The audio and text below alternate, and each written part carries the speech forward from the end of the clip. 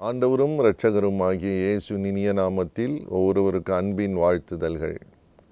இந்த நாளிலேயும் வேதத்திலே புலம்பலின் புத்தகம் 3ஆம் அதிகாரம் 22ஆம் வசனத்தை கவனிக்கும்படி விரும்புகிறேன்.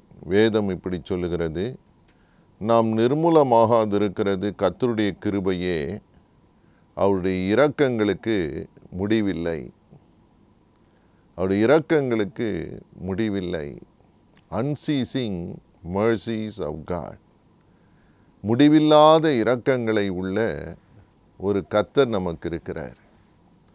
There is no end to his mercy. அவருடைய இரக்கங்களுக்கு முடிவில்லை என்று வேதம் சொல்லுகிறது. நீங்கள் இந்த உலகத்தில் கவனிக்கிற போது எல்லாவற்றுக்குமே ஒரு எல்லை இருக்கிறது, ஒரு முடிவு இருக்கிறது. சில நேரங்கள் படிப்புக்கென்று ஸ்கூலுக்கு காலேஜுக்கு பிள்ளைகளை கொண்டு போகிற போது சீட் இல்லை என்று சொல்ல வாய்ப்புகள் இருக்கிறது. அதுபோல் வேலைக்காக போகும்போது, ஐயா இருந்த வேலையெல்லாம் கொடுத்து விட்டோம், இனி இப்பொழுதுக்கு வேலை இல்லை என்று சொல்லுகிற சூழ்நிலைகளை நாம் பார்க்கிறோம். அதுபோல் சில நேரங்கள் ஹோட்டலுக்கு போகும்போது, உணவகங்களுக்கு போகும்போது, உணவு இல்லை ஐயா முடிந்து விட்டது என்று சொல்லுகிற சூழ்நிலைகளையும் பார்க்கலாம். ஆனால் சர்வ வல்லமில்லை இரக்கங்களின் பிதாவாகிய தேவனிடத்தில் வருகும்பொழுது அவர் இரக்கங்கள் முடிந்து விட்டது என்று சொல்லுகிறதே இல்லையாம். அவருடைய இரக்கங்களுக்கு முடிவு இல்லை என்று வேதம் சொல்லுகிறது. எத்தனை ஒரு ஆசீர்வாதம், எத்தனை ஆச்சரியம்! It does not end. கண்மலையான கர்த்தரிடத்திலிருந்து அந்த இரக்கங்கள் வந்து கொண்டே இருக்கிறதாம். அந்த இரக்கத்துக்காகத்தான் நீங்கள் ஆதியாகமம் புத்தகத்தை வாசிக்கிற போது, சோதோம் கொமோரா என்கிற பட்டணங்கள் பாவத்து நிமித்தம் அழிக்கப்பட வந்த நேரம், தேவன் அழிவை அந்த பட்டணங்கள் மேல் கொண்டு வர திட்டம் பண்ணின போது, இந்த மகா பெரிய இரக்கங்கள் உள்ள ஒரு தேவன் இருக்கிறார் என்று ஆபிரகாம் பரிந்து பேசுகிறதை பார்க்கிறோம். தேவனுடைய இரக்கத்திற்காய் கேட்கிறதை பார்க்கிறோம். அவன் சொல்லுகிறான், ஆண்டவரே 50 நீதிமான்கள் இருந்தால் பட்டணத்தை காப்பாற்றுவீரா? 40 பேர் இருந்தால் காப்பாற்றுவீரா? 30 பேர், 20 பேர், 10 பேர் இருந்தால் கூட இந்த நகரத்தை, இந்த பட்டணத்தை அழியாதபடி நீர் காப்பாற்ற இரக்கம் பாராட்டுவீரா என்று தேவனுடைய இரக்கத்திற்காய் கெஞ்சுகிறதை பார்க்கிறோம். தேவனும் நல்லவர், அவர் அழிக்க மாட்டேன் என்று சொல்லுகிறார்.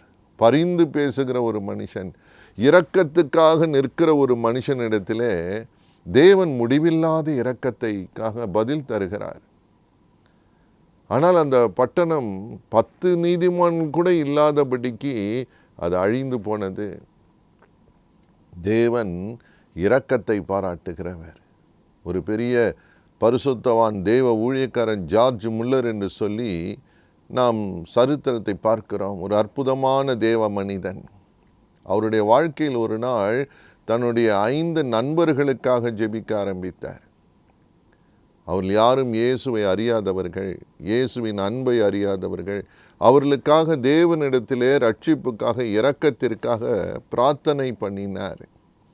ஒவ்வொருவராய் பல வருஷங்கள் இடையிலே ஒவ்வொருவருமாய் இயேசுவின் அன்பை அறிந்து கொண்டார்கள், தேவனுடைய ரட்சிப்பை பெற்றுக்கொண்டார்கள்.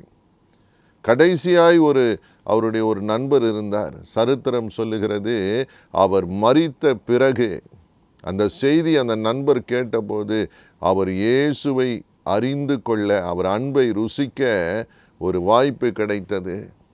ஆகவே ஜார்ஜ் முல்லர் அவர்கள் ஜெபித்த அனைவருமே, யாருக்கெல்லாம் தேவன் இரக்கம் பாராட்ட வேண்டும் என்று வேண்டிக் கொண்டாரோ அவர்களுக்கு எல்லாருக்கும் இரக்கம் கிடைத்தது, அவர்கள் மீட்பை பெற்று கொண்டார்கள் என்று சரித்திரம் சொல்லுகிறது. எத்தனை ஆசீர்வாதம்! இப்பொழுது கூட மற்றவர்களுடைய ரட்சிப்புக்காக, மற்றவர்களுடைய நன்மைக்காக, இரக்கத்திற்காக நீங்கள் பிரார்த்தனை செய்து கொண்டிருக்கலாம். இன்றைக்கு கர்த்தர் உங்களோடு கூட சொல்லுகிறார், தேவன் அவர்களுக்கு இரக்கம் பாராட்டுவார். இரக்கம் பாராட்டுவார். ஒருவேளை குடிக்கிற உங்கள் கணவருக்காக அன்பு சகோதரி நீங்கள் புலம்பிக் கொண்டிருக்கலாம்.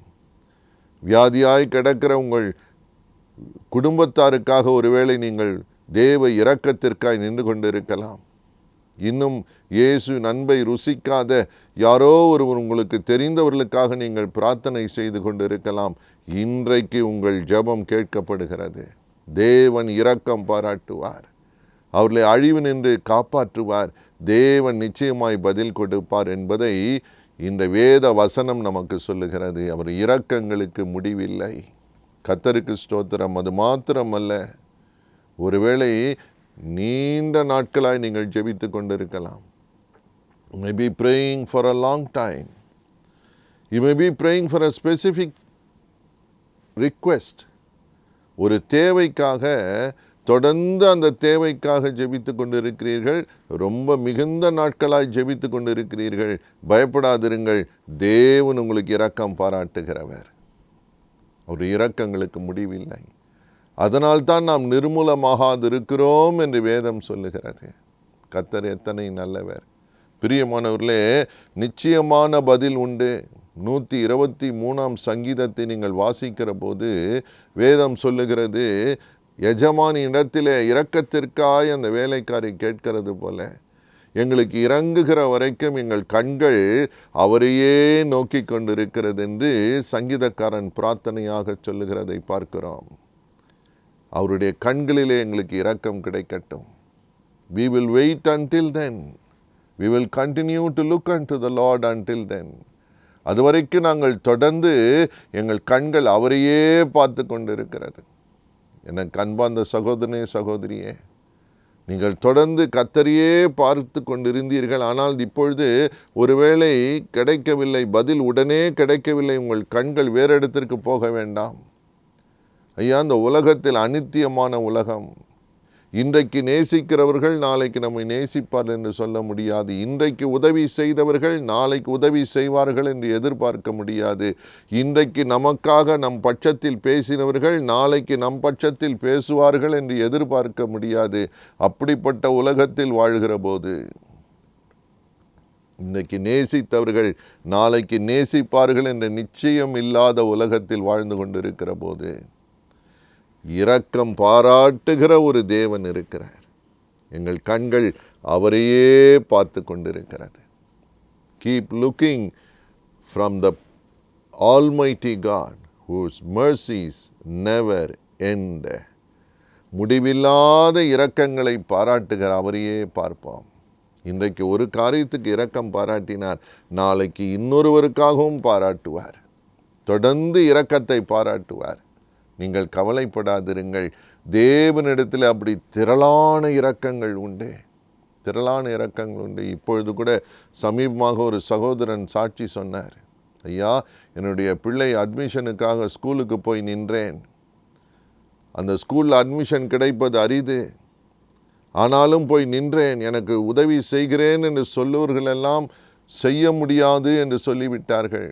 வருத்தத்தோடு தலை குனிந்து என்ன செய்வதென்று தெரியாமல் அந்த ஸ்கூலில் நின்று கொண்டிருந்தேன். தேவனை நோக்கி, ஆண்டவரே எனக்கு இரங்கும் என்று என் உள்ளத்திலே வேண்டிக் கொண்டேன். அப்பொழுது பாருங்கள், முன்பின் அறியாத ஒருவர் வந்தார்கள். அந்த இடத்திலே வந்தார்கள். ஏன் இப்படி நிற்கிறீர்கள் என்று கேட்டார்கள். என் பிள்ளைக்கு அட்மிஷன் வேண்டும் என்று சொன்னேன். நான் உதவி செய்கிறேன் என்று சொல்லி என் பிள்ளைக்கு அட்மிஷனுக்கு உதவி செய்ய உதவினார்கள். தேவன் அனுப்பினார். தேவன் ஆட்களை அனுப்பினார். தேவன் சகாயத்தை அனுப்பினார். என் பிள்ளைக்கு அற்புதமாய் அந்த ஸ்கூலில் அட்மிஷன் கிடைத்தது என்று சொன்னார்.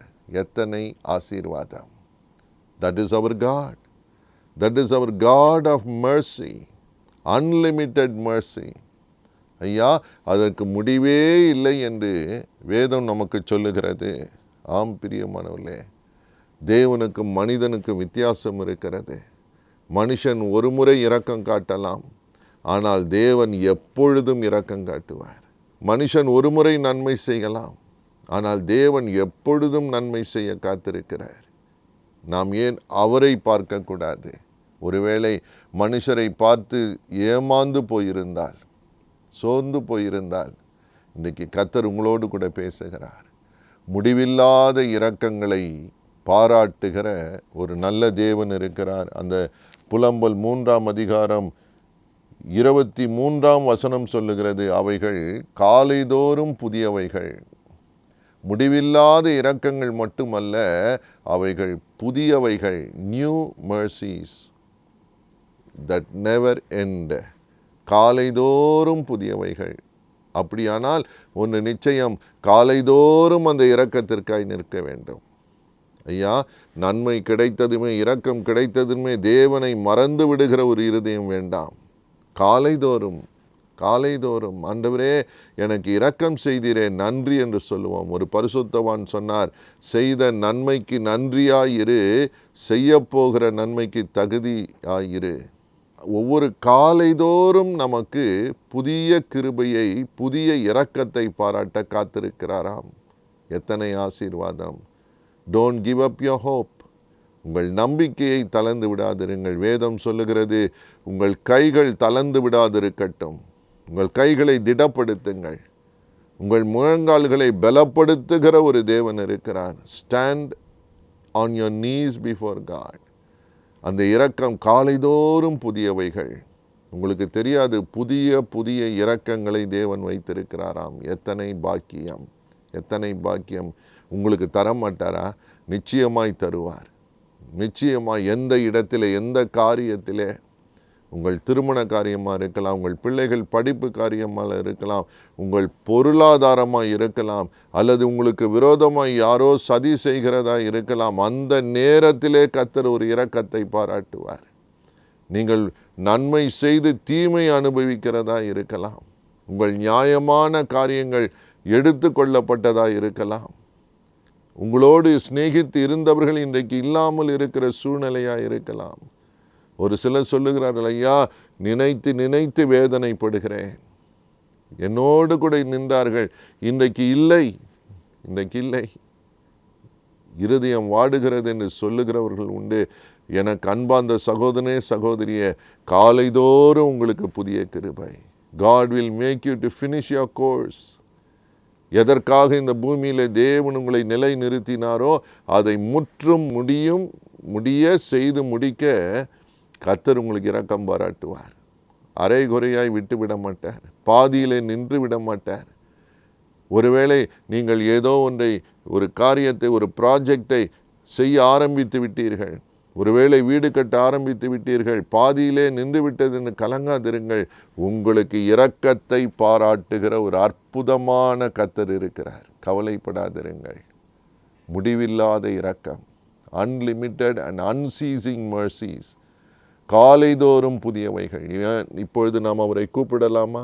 இப்பொழுது உங்கள் பிள்ளைகள் மேலே, உங்கள் மேலே அந்த அபிஷேகம், அந்த நன்மை, அந்த இரக்கம், அந்த கிருபையை கர்த்தர் பாராட்டுவார். இப்பொழுது ஜெபிக்கலாம். நல்ல தகப்பனே, முடிவில்லாத இரக்கத்தை தருகிறவரே, உம்முடைய இனிமையான பிரசன்னம் ஒவ்வொருவரையும் நிரப்பட்டும். இந்த தவிப்பு மாறட்டும் அப்பா.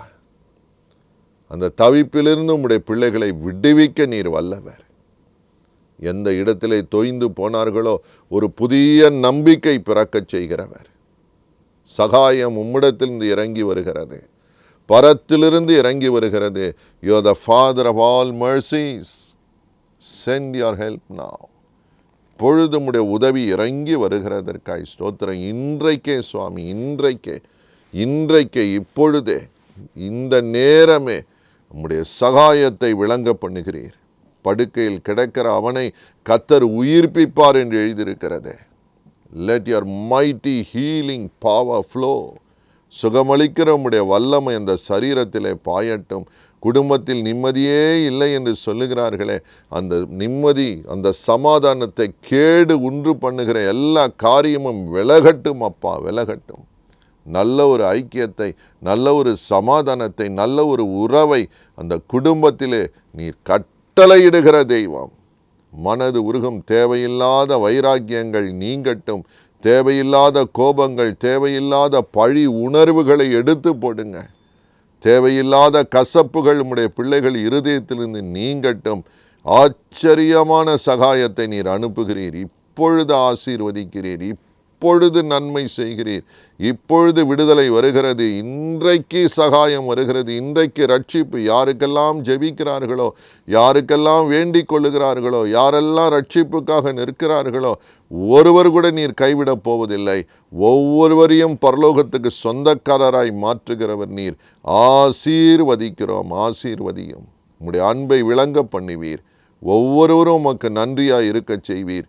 கிருபை உண்டாகட்டும். இயேசுவின் இனிய நாமத்தில் ஆசீர்வாதத்தை எடுத்துக்கொள்கிறோம் நல்ல பிதாவே. ஆமேன், ஆமேன். God bless you.